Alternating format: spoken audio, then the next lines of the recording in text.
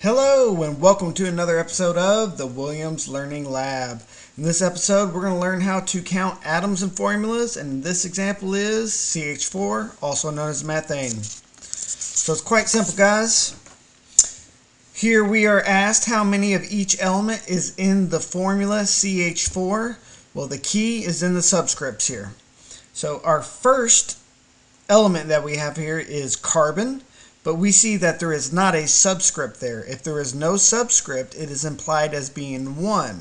So, for our carbon, that is equal to 1 of those atoms.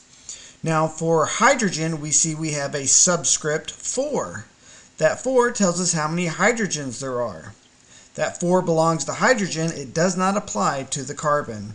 So, for hydrogen, we have 4. Alright guys, it's as simple as that. If you found this video helpful, would you consider commenting, or subscribing? If there's a particular video or example you'd like to see, would you leave it in the comment section below? Until next time guys, keep on learning.